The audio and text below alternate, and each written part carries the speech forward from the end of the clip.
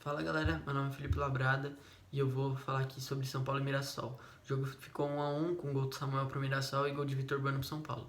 E vou falar aqui a perspectiva dos dois sobre esse empate. Pro Mirassol é bom, vinha de 2 derrotas seguidas para Ferroviária e Santo André, sendo pro Santo André uma derrota de virada.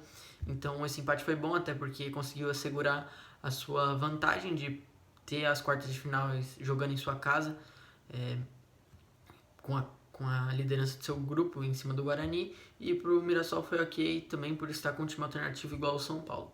Agora pro São Paulo chega ao seu terceiro empate seguido e 11º jogo sem perder, que é uma marca boa, olhando dessa perspectiva, porém olhando da perspectiva de 3 jogos sem vencer, 3 jogos empatando, pode ser que não seja tão boa, né? E a gente também olha para o São Paulo sendo o líder do geral, e se ganhar o próximo jogo já decide a final em casa, caso chegue na final. Então, o São Paulo decide agora contra as quartas de final do Morumbi contra a Ferroviária e pega o pior time, teoricamente. E tem essa vantagem, na final tem a vantagem de decidir em casa. E isso é o panorama dos dois times. Agora eu vou falar a escalação. Vamos lá. São Paulo veio a campo com o PR. Não dá pra saber se ele é um grande goleiro, se ele vai ser, porque ele não foi muito exigido, mas qualidade técnica que o PR não tem, ele acaba dando chutão em todas as bolas. Não consegue sair jogando igual o Volpi. Daí a linha de 3 com Diego, Rodrigo e Léo, todos ok. O Léo ajudou um pouco mais na progressão do time com a bola. Vai ter uma observação sobre essa zaga, sobre a falta da proteção que estava tendo nela pelo tal Nestor como volante. O Nestor muito bem na distribuição de jogo. O que ajuda muito o Nestor é a aproximação do Sara e do Igor Gomes, que jogaram um pouco mais à frente assim. O Sara pela esquerda e o Igor Gomes pela direita. E eles tinham que aproximar do Nestor. Quando não se aproximavam do Nestor lá no começo do jogo, o São Paulo não conseguia construir e sair lá de trás com tranquilidade. Quando passou a ter mais aproximação, o São Paulo conseguia chegar à frente, com o Nestor inclusive chegando e aí dando apoio lá no ataque, fazendo algumas jogadas boas que ele fez. As alas, o Wellington, que no começo do jogo não estava dando tanto profundidade, mas depois ele já começou a melhorar no jogo, né? O Igor Vinícius, que inclusive deu assistência para o Vitor Bueno, foi bem ofensivamente, defensivamente nem tanto às vezes, mas tranquilo, ofensivamente ele deu várias oportunidades, várias oportunidades de profundidade para o time de São Paulo, além da assistência que ele deu. Lá na frente daí o Galeano e o Vitor Bueno. O Galeano não foi bem, às vezes é mais vantajoso que ele jogue na ala mesmo, pode ser que tenha encontrado a posição para ele não foi bem de novo no ataque. E o Vitor Bueno no primeiro tempo foi bem, mas depois no segundo tempo ele perdeu 2 chances que não dá para perder. Nenhum centroavante pode perder aquelas chances. Provavelmente se fosse o Pablo não teria perdido também aquelas chances, porque eram chances muito claras. Uma era só ele tirar do goleiro podendo jogar assim por cima, sabe? Quando dá uma cavadinha assim, tranquila. Mas ele foi só colocar a bola assim de lado, tocar a bola pro ladinho. O goleiro acabou conseguindo chegar na bola, que estava dentro da pequena área, quase em cima da linha do gol. E isso é coisas que o centroavante não pode pecar, ele tem que botar essa bola para dentro, que é uma oportunidade em 100 jogos que tem uma oportunidade dessa, que a bola só sobrou ali para ele marcar. Daí a gente também pode falar da entrada do Thales, entrou bem. O Thales é um menino com muita qualidade técnica, que chega apoiando no ataque, apesar de ser volante, ele entrou no lugar do Sara, jogando um pouco mais avançado, entrou bem.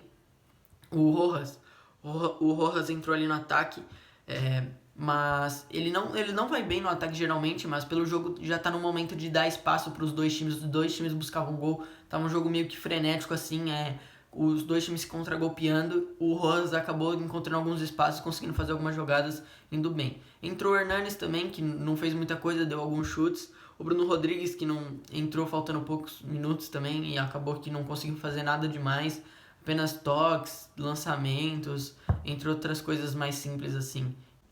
Adendo aqui é que o Rojas poderia ser testado na ala direita, agora que o Daniel Alves está machucado e ninguém sabe se o Orejuela vai poder jogar algum jogo, então pode testar ele na ala direita, né? Poderia testar no jogo da Libertadores contra o Rentistas, ou mesmo que seja depois lá contra o Sporting Cristal, para saber se ele vai render ou não. Bom, como primeiro destaque eu trago a pressão do Mirassol fazendo o São Paulo tinha dificuldade para construir. antes de começar a aproximação do Sara e do Igor Gomes junto com o Nestor. Que daí o Nestor consegue contrapasses e daí fica mais tranquilo para sair do abafa, né? Mas a dificuldade do São Paulo em ganhar a primeira bola já é do time titular e desse time também, até por não ter um centroavante muito forte, como por exemplo eu já dei no último vídeo, o Kleber do Ceará. Não estou falando que o São Paulo precisava contratar ele, mas eu tô querendo dizer que é um centroavante daquele porte para ganhar a primeira bola, que às vezes acontece que o São Paulo tem que rifar ela, a bola que está em sua posse, por não conseguir sair jogando em um time que pressiona muito forte como o Mirassol estava. E isso já é uma dificuldade que o São Paulo encontrou no jogo contra o Racing. E uma alternativa que o São Paulo teria se tivesse um centroavante desse modo, porque o Pablo também não é forte fisicamente para conseguir ganhar a primeira bola.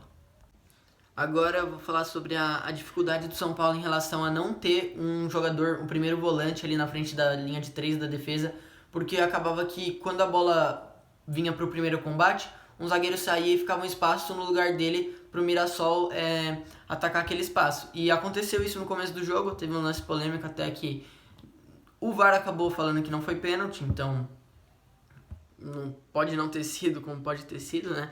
O VAR às vezes erra. E isso daí é um problema que no time titular não acontece por ter o Luan, e o Luan acaba cobrindo. O Luan, na verdade, geralmente dá o primeiro bote, o zagueiro não tem que sair, né? E estava acontecendo isso por ter o Nestor, que é um volante que sai mais pro jogo, o segundo volante ali, que distribui o jogo, chega mais à frente, e teve esse problema o time reserva hoje, né?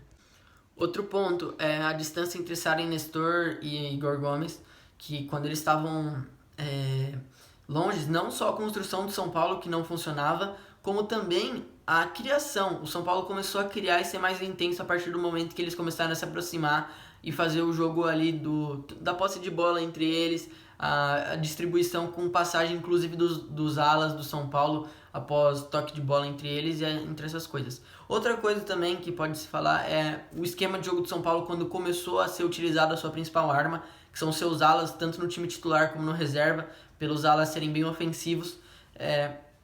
Começou a fluir mais o jogo do São Paulo começou a levar mais perigo ao Mirassol. No começo do jogo os alas não estavam sendo tão acionados e daí acabava que o São Paulo não conseguia criar. O São Paulo não levava perigo ao Mirassol. Quando a partir do gol o São Paulo começa a enfiar mais bolas para os alas, eles darem profundidade, o São Paulo começa a levar mais perigo e fazer com que o Mirassol se sinta desconfortável no jogo e assim tendo as chances que teve para marcar e para virar o jogo, mas não conseguiu. E o último destaque aqui é sobre o São Paulo finalmente estar conseguindo encaixar o contra-ataque. Foi nesse jogo, claro, que não é nem o time titular, então não sabe como vai ser com o time titular, mas o time titular estava tendo muita dificuldade para encaixar contra-golpes, fazer a transição rápida nos últimos jogos, e esse time conseguiu, no momento que o jogo ficou muito...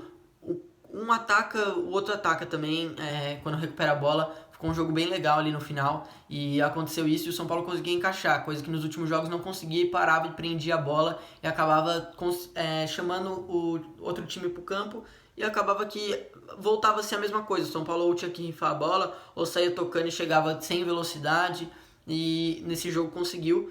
Também pelas peças que tinha, né? O Wellington, que é mais rápido que o Reinaldo, o Igor Vinícius, que às vezes consegue correr mais que o Dani Alves em alguns momentos de pique, né? Não constantemente, mas no pique, eu acho que ele tem uma explosão maior do que o Daniel Alves. E os próprios meias, como Igor Gomes e Sara, que são mais rápidos que o Benítez, né?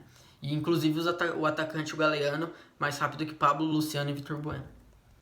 Mas é isso, valeu, falou, até mais.